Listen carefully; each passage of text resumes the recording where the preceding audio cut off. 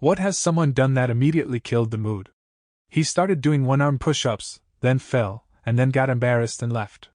He said he had a meeting to go to, but it was like 2 a.m.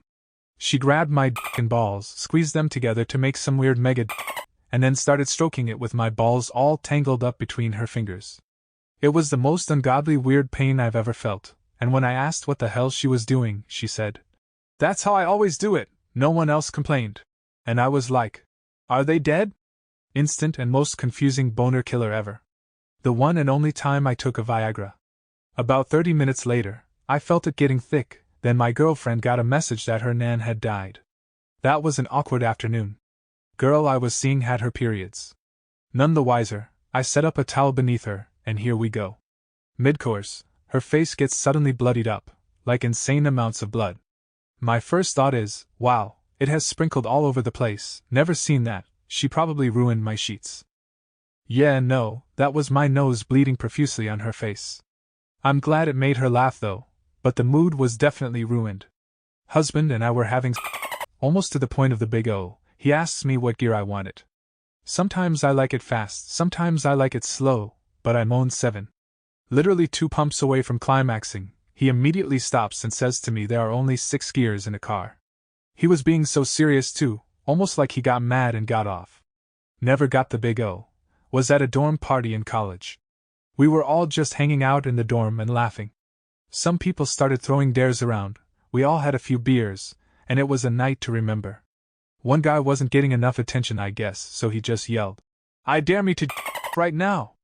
And he just dropped his pants, fully erect, and started whacking. The girls all just left, and us guys were all pissed at him. He went to class the next day with 2 black eyes. One time, I gave a dude a lap dance, someone I was hooking up with, not at a club, and he got so overwhelmed he started hyperventilating. He had a full-blown panic attack with his pants off. I had to stop everything and make sure he wasn't dying. Me and a guy were having sex and he was on top, but I wanted to be, so he aggressively rolled me on top and both fell out of the bed onto the floor, and we laughed so hard we cried. It was beautiful but we didn't finish, we couldn't stop laughing. In the back seat of my girlfriend's car, years ago, doing it missionary style with the doors open, parked by the woods. The way we were positioned was a little awkward, and it was dark out. I slipped out at one point, and I went to thrust it back in, but I hit her, which had never been penetrated before. It didn't go in because it was too tight, but it hurt her, and her immediate reaction to the pain was to slap me across the face. She apologized, and we laughed about it, but it pretty much killed the mood. We decided the back seat of her car wasn't the best place after that. Had a girlfriend that wanted to try. We didn't try anything to prepare her, no fingers, toys, or. She grabbed some lube and just went for it on top of me. The tip had just barely poked in before she just dead-ass collapsed on top of me, like a puppet had its strings cut. It went from 100 to 0 instantly, scared the hell out of me. I got up, laid her on her side, put my clothes on, slid her skirt on her, and called 911. I was 16, and it may have been that lady's funniest phone call of her life, just panicked words of penetration and unconsciousness. She woke up before the ambulance showed up and asked me if we finished. I was like, "You passed the hell out." I called the hospital. On our honeymoon, my new husband was on top, and I was using my hand on myself. He slipped out then pushed forward again and hit my fingernails hard.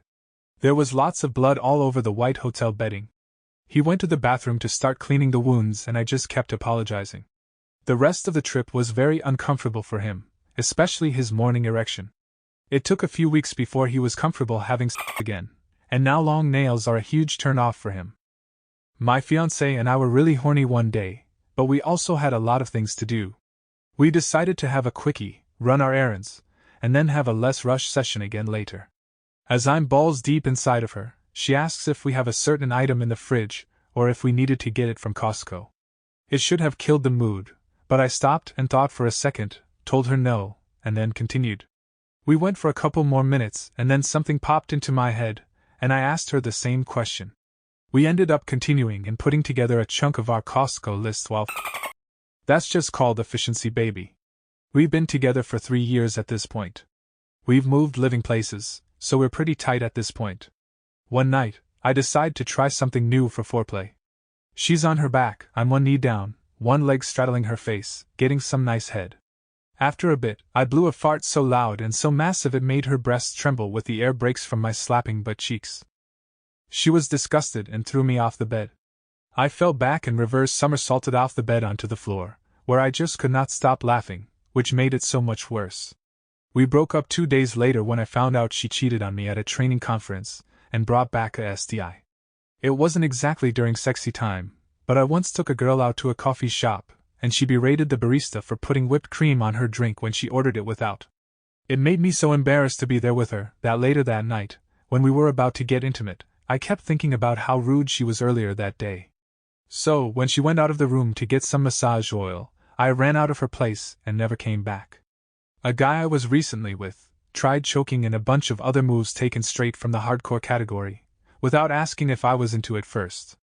He clearly expected me to just play the star getting plowed. He was even pulling those ridiculous faces and trying to watch himself jackhammer in the mirror. Completely took me out of being turned on, because it was so performative, having to tell someone, "No, I don't like that.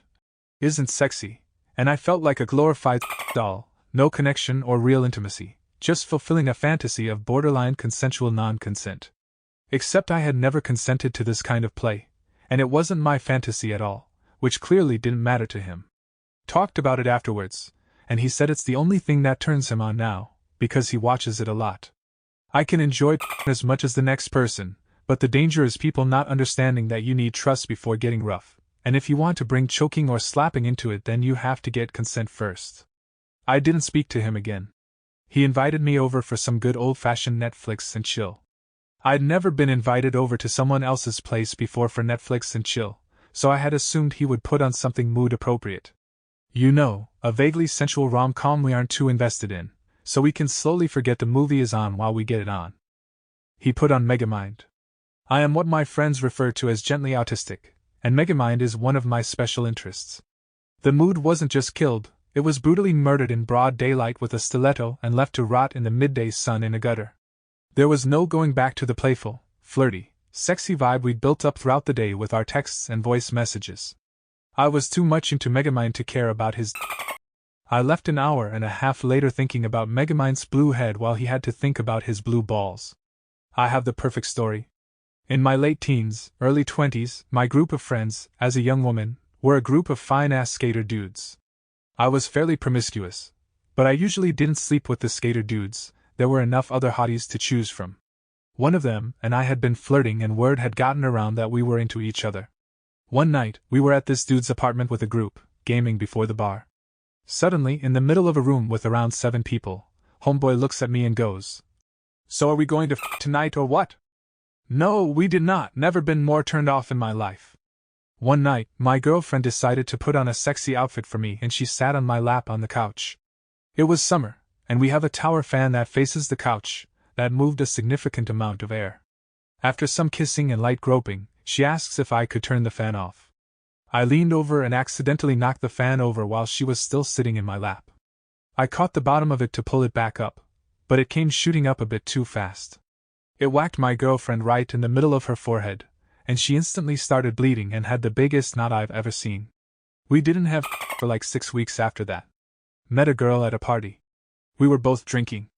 She said she would meet me upstairs in a minute. Cool, I go up and she eventually comes up too. She starts kissing me but tastes like an ashtray. She said she went to go smoke a cigarette first. I tried to get past it while we were making out, but it was so disgusting I couldn't go through with it, and politely excused myself. She was not pleased, but what can I say? I was dating a girl I worked with at a warehouse, and her dad also worked there. A lot of times her dad would ride with us, but one day we decided that we were going to take 2 separate vehicles. Before I met her, I had this guy who rode with me, who was also the pastor of a church. He was a cool pastor. He wouldn't judge you and he would listen to rock music. He was just a close friend of mine.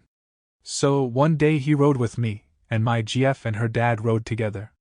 At lunchtime, I had this idea of me and her having in the back of her car, in the parking lot.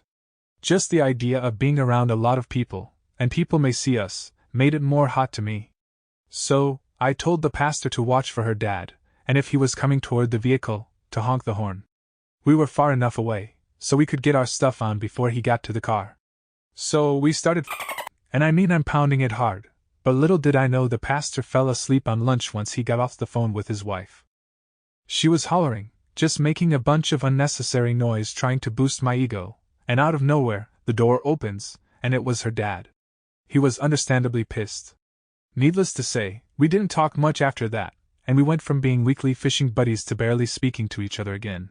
Now that me and this girl broke up, I look back on it from an adult's point of view, and just think about how much that hurt him, because he was such a good dude, and at that time, I was just a punk with no respect.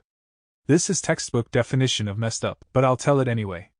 About a decade ago, I was paying a woman for her services at her apartment. I could tell she wasn't in the best financial place.